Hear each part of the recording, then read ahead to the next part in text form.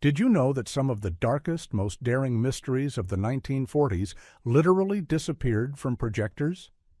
In basements, attics, and one audacious film lover's freezer, battered nitrate reels lay forgotten while new generations assumed the stories were lost forever.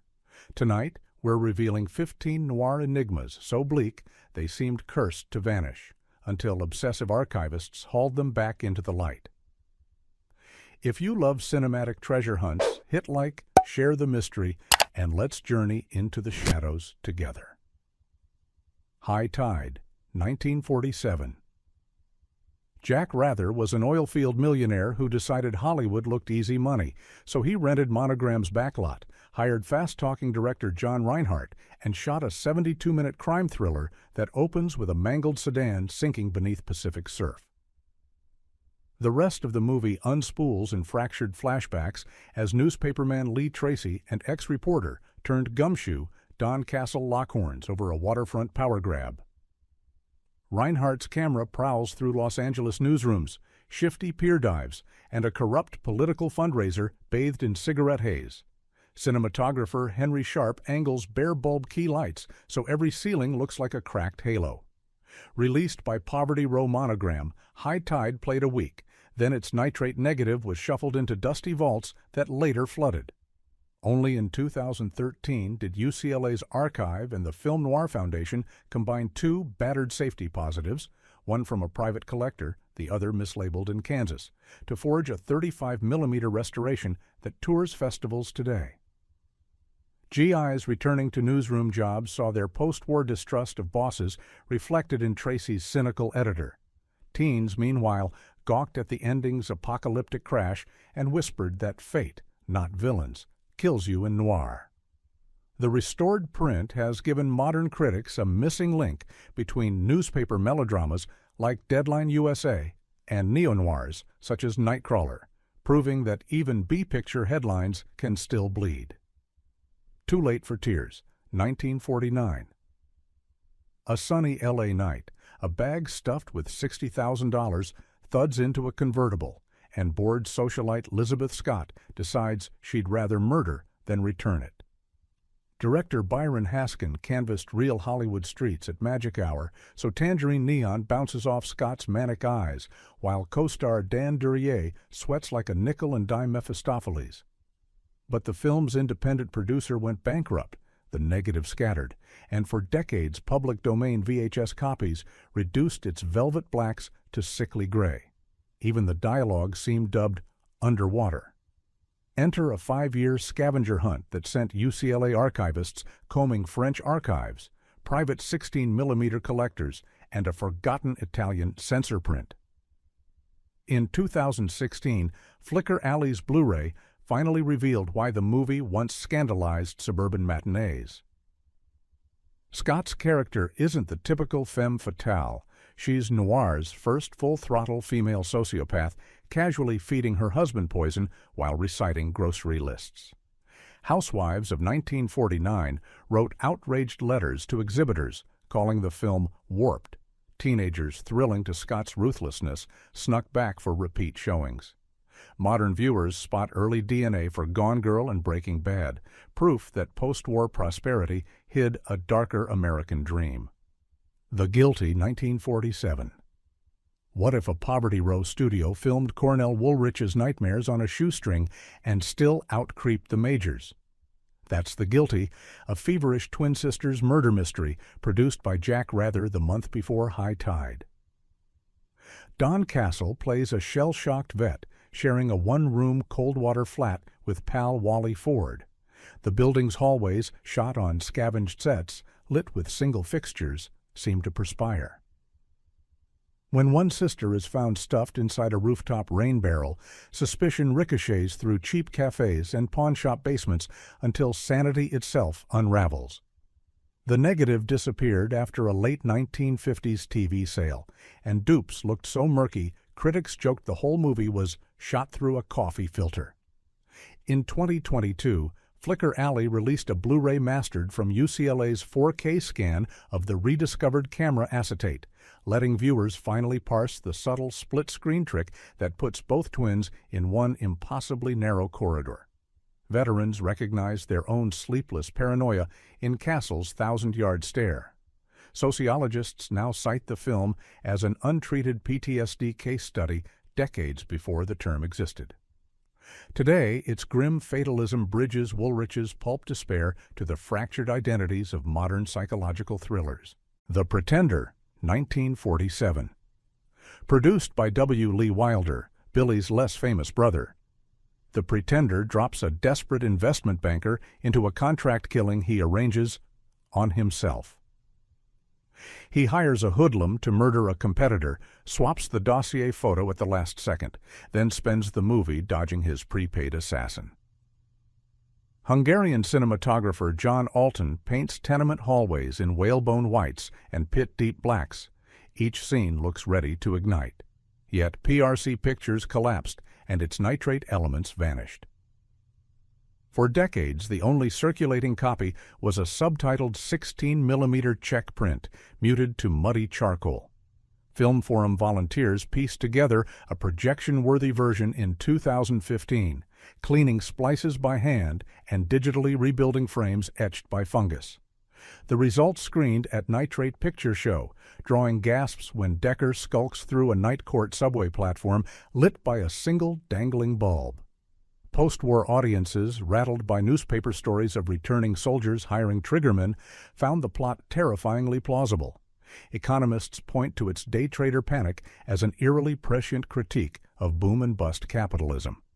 The restored cut makes clear how John Alton's chiaroscuro grammar shaped later classics like The Big Combo and even Ridley Scott's Blade Runner. Roadhouse, 1948. Long before Patrick Swayze bounced drunks, Ida Lupino owned the joint, singing torch songs in a lakeside roadhouse ruled by psychotic owner Richard Widmark. Director Gene Negulesco turns Jukebox Glow into menace. Bowling lane gutters gleam like slick graves, and Lupino's final gunshot song ends on a literal cliff face. Fox distributed Roadhouse widely, but by the 1970s, surviving prints were faded Eastman color. A nitrate vault fire wiped out the original negative.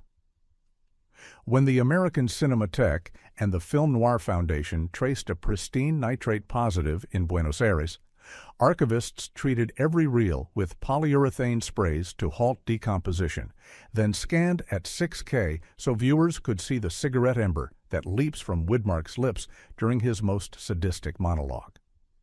Wartime factory women idolized Lupino's brittle independence, while men shuddered at Widmark's smiling cruelty, a reflection of fears about demobilized GIs who couldn't switch off violence. Today, restored blues and greens pop on the big screen, and viewers realize Quentin Tarantino's battered bowling alley showdown in Kill Bill owes everything to this rediscovered gem. Detour, 1945. Edgar G. Ulmer needed 6 days, $100,000, and one rented diner set to conjure fate's cruelest road trip. Pity poor Al Roberts, the piano player who thumbs rides west, only to watch strangers die at his feet until even we're unsure he's innocent. Public domain limbo doomed Detour to scratchy late-night TV, its once sultry shadows faded to gray sludge. Then the Academy Film Archive, joining the Film Foundation, waged a 10-year hunt across 3 continents for clean elements, finally revealing Ulmer's razor-sharp close-ups and Ann Savage's feral grin in 2019. GIs home from Europe whispered that Detour felt truer than any newsreel. Destiny punishes the broke first. Its fatalism bled into beat poetry and new Hollywood road movies. Quentin Tarantino calls it the ultimate nihilist punchline. Today, the restored print shocks newcomers. Yes, a 69-minute B-picture really can feel like a rendezvous with doom. The Chase, 1946. Robert Cummings fights nightmares fueled by Cornell Woolrich's fever dream plotting. Chauffeur, femme fatale, midnight cruise, a door that opens onto a dead end in Havana. Independent producer Seymour Nebenzahl misplaced his 35mm negative while fleeing creditors. Bootlegs blurred the story into nonsense. In 2016, UCLA's archivists located a French fine grain, its titles in Gauloise blue tint, and with Film Foundation funds wove it back together, restoring the moment an idling limousine reveals its doors have no interior handles, a metaphor for every post-war anxiety. Veterans relived their own half-remembered trauma in the film's looping structure. Critics now call it a proto-Lynchian puzzle that predicted Mulholland Drive. The new Blu-ray climbed Amazon's noir charts overnight, proving lost art still sells when mystery is this hypnotic. Nobody Lives Forever, 1946. John Garfield swaggers home from World War II with a conman's grin, planning one last scheme on a wealthy widow, until conscience, or maybe love, trips him up. Warner Brothers printed fast, then shelved the picture amid HUAC paranoia. Surviving reels shrank in storage. The Film Noir Foundation financed a 35mm preservation, allowing modern viewers to savor Jane Negulesco's glossy long takes and Garfield's bruised charisma without vinegar syndrome tears in the soundtrack. For 1946 audiences, Garfield's disillusioned vet mirrored their own uneasy reintegration. Today, the film reads like a missing chapter between The Maltese Falcon and The Breaking Point, confirming that noir's greatest grifters were often just soldiers out of uniform. Three Strangers, 1946. On Chinese New Year, Geraldine Fitzgerald, Peter Lorre, and Sidney Greenstreet make a drunken wish over a jade statue of Kuan Yin, then spend the rest of the film double-crossing fate and each other. Warner's let Prince decay when TV syndication favored shorter thrillers. In 2012, the Film Noir Foundation struck a pristine 35mm copy from Original Nitrate, revealing Robert Burks's Baroque lighting and John Huston's wicked dialogue at full voltage. Wartime London audiences saw their own bomb-shattered streets mirrored in this cautionary tale of shared greed. Modern critics hail it as noir's answer to Rashomon, preceding Kurosawa by 4 years in questioning whether destiny is collective or tragically personal. Voice in the Wind, 1944. Imagine Casablanca stripped of its romance and plunged into outright despair. That's Arthur Ripley's Refugee Nightmare. A Czech concert pianist, tortured by Nazis, washes up on a Caribbean island where broken souls trade secrets for drinks, and the local crime boss buys music the way others buy morphine. Ripley shot fast and cheap, but his roving camera and fog-shrouded docks evoke German expressionism, then still taboo for U.S. audiences reeling from war. The film opened to stunned silence, earned a lone Oscar nod for its score, then vanished when Republic's nitrate negative decomposed. Decades later, a single battered print surfaced. UCLA and the Film Foundation pieced it together frame by frame, premiering a 4K restoration that proved even low-budget noirs could wield operatic power. Wartime viewers, themselves haunted by fresh refugee headlines, found the film too raw, but its echo of stateless trauma predicted the existential tone of post-war art cinema. Modern audiences see in Ripley's drowned-out love story the earliest cinematic portrait of PTSD, proof that noir could lament, not just thrill. Repeat performance, 1947. If It's a Wonderful Life had been written by Cornell Woolrich on New Year's Eve after too much bathtub gin, it would look a lot like this Eagle Lion sleeper. Broadway actress Sheila Page fires a revolver into her drunken playwright husband at the stroke of midnight, panics and wishes, out loud, that she could take the whole rotten year back. In a dizzy dissolve, the clock obliges, rewinding 12 months and handing her a second chance to dodge fate's bullets. What follows is part backstage melodrama, part supernatural puzzle. Sheila must decide whether foreknowledge lets her mend betrayals or simply steer them onto deadlier detours. Director Alfred Worker frames low-angle dressing room mirrors so reflections mock the living, while Nicholas Musaraka's gliding camera makes rehearsal catwalks feel like gallows. Eagle Lion originally pushed the picture hard, then learned that exhibitors balked at a noir with literal time travel. Prints circulated only a few years before vanishing into exchange warehouses. For decades, old-timers swore they remembered a noir twilight zone before TV, but no one could prove it. That urban legend ended when the Film Noir Foundation and UCLA located a first-generation print in a Pennsylvania barn, its reels curled but miraculously complete. A dizzying 4K restoration, funded by the Packard Humanities Institute and released on Blu-ray in 2022, rescued every shadow-rimmed close-up and revealed an uncensored gay poet character Hollywood historians had written off as apocryphal. In 1947, the premise rattled audiences, fresh off the war's irreversible losses. The idea that fate might grant mulligans felt like both balm and taunt. Today, critics hail the film as noir's missing link to science fiction, and screenwriting classes teach its looping structure as a precursor to Run Lola Run and Memento. New viewers marvel that a forgotten B-picture anticipated every what-if thriller of the last 50 years. The Argyle Secrets, 1948. Picture a propaganda newsreel spliced to a paranoid treasure hunt, and you have Cy Enfield's breathless low-budget thriller. Hustling reporter Harry Mitchell bursts into the office of a one-time OSS officer now dying on an operating table. With his last raspy breaths, the vet mutters that a dossier, the Argyle Secrets, contains Nazi collaborators' names powerful enough to topple empires. Mitchell grabs the clue and sprints through rain-slicked Manhattan while gangsters, crooked diplomats, and double-dealing mistresses close in. Enfield, blacklisted months later, shoots like a man racing sensors. Dialogue overlaps, doorways become guillotine frames, and gunfire ricochets off filing cabinets stacked with moral rot. Released by Tiny Film Classics, Inc., the movie opened on a late spring double bill and disappeared almost overnight. Enfield's exile to England ensured no studio champion. For 60 years, only a battered 16mm television print survived, its contrast so flat that night scenes looked like gray soup. In 2022, the Film Noir Foundation unveiled a surprise 35mm nitrate positive found at the Harvard Film Archive. The Foundation's lab work, funded by a Hollywood Foreign Press grant, scanned each shrunken frame twice, digitally pin-registered jitter, and rebuilt burned-out leader with AI grain cloning.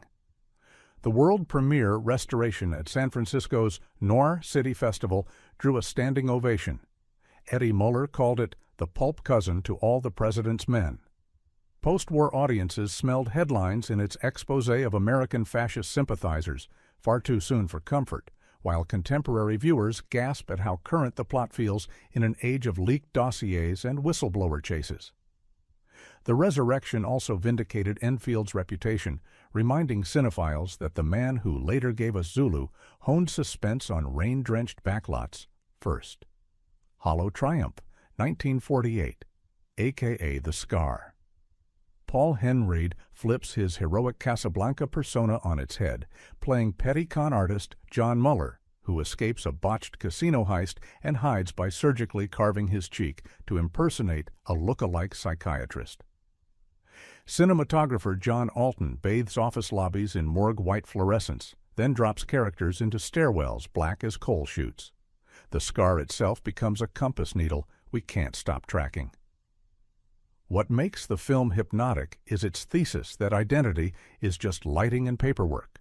Switch either, and morality crumbles. Independent producer Henreid lost distribution when Eagle Lion folded. The negative languished in an offshore lab until water damage etched its emulsion like acid rain. For decades, public domain prints, retitled The Scar, made the story feel like a third-generation Xerox. In 2014, UCLA debuted a photochemical restoration funded by MoMA and the Academy, combining 2 nitrate reels from a Czech archive with dialogue tracks recovered from a British safety print. The new 35mm answer print finally restored Alton's ink drop shadows, and the moment Joan Bennett's inscrutable smile fades under a neon sign that hisses, "No exit." 1948 audiences, many scarred themselves by war surgeries, shivered at the mirror image nightmare. Existentialists in Paris screened bootlegs and cited the film in essays on bad faith.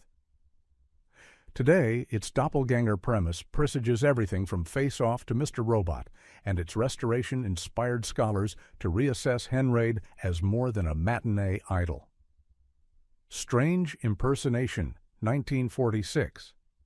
Before W. Lee Wilder directed Flying Saucers, he crafted this delirious identity swap thriller. Chemist Nora Goodrich invents a revolutionary anesthetic, survives an acid attack staged by her jealous lab partner, and, hiding her scars beneath plastic surgery, assumes another woman's face, only to discover she's stolen a life more corrupt than her own. Director Anthony Mann was weeks away from T-Men and already draping staircases in Venetian blind stripes. Here, he adds mad science montages worthy of universal horror. Conversations unfold in claustrophobic corners as if the camera itself were ashamed to witness so much duplicity. Republic Pictures treated the 68-minute programmer as filler. Once television demanded longer features, the studio junked nitrate elements. Cinephiles relied on scratchy public domain discs until film scholars unearthed a nearly pristine nitrate print in a Belgian archive in 2023. UCLA's preservationists used liquid gate scanning to erase base scratches, then performed frame-by-frame stabilization, retiming labs to restore Laszlo's silvery highlights. The colorized public domain streams circulating online finally give way to a proper black-and-white Blu-ray this year, letting audiences spot the split diopter shot where a Bunsen flame seems to bisect Nora's psyche. Wartime nurses who'd seen burn wards firsthand recognized the story's body horror fright. Psychologists later pointed to it as an early cinematic case of dissociative identity portrayed through genre metaphor. Modern viewers hail it as the secret handshake between 1940s noir and David Cronenberg's body-switching neuroses. Open Secret, 1948. John Ireland and Jane Randolph arrive in an idyllic small town for a vacation, only to stumble on a cabal terrorizing Jewish shopkeepers, a proto-hate crime ring operating behind Chamber of Commerce smiles. Director John Reinhardt, himself a refugee from fascist Austria, mixes courthouse square Americana with nightmare chiaroscuro. Barbershop poles spin like hypnotic swastikas, and nighttime lynch mobs stalk beneath billboards promising welcome home veterans. Bold stuff for 1948, and distributor Eagle Lion quietly buried the negative after poor Southern receipts. By the mid-1950s, the movie was presumed lost. Even the star's personal 16mm safety print had vinegar syndrome bubbles. The crusade to resurrect it began when UCLA archivists discovered foreign language reels mislabeled Unknown Short Subject. With grants from the George Lucas Family Foundation and the Film Foundation, engineers built a composite. Dialogue tracks from Italy, picture from Argentina, missing frames digitally recreated using adjacent metadata. The 2017 UCLA Festival of Preservation premiered the 68-minute result, and audiences gasped at its unflinching indictment of American anti-Semitism, a message studios seldom dared in that era. In 1948, the few theaters that screened it reported walkouts and angry letters. Today, classrooms teach it alongside Gentleman's Agreement as an early Hollywood stand against bigotry. Its resurrection proves noir could shine a flashlight not only on urban alleys, but on the darkness lurking behind picket fences. We've reached the end of our shadow-soaked reel, but the work of rescuing lost noir never stops. Somewhere, a warped can marked Danger, Nitrate, Keep Cool, still hides the next mind-bending mystery, waiting for a brave archivist, and maybe for you to open it. So if tonight's countdown fired your curiosity, slam that subscribe button, share this video with fellow dreamers, and tell us in the comments which vanished classic you'd risk singed fingertips to save. Until our next deep dive into the dark, keep the projector humming and the lights low.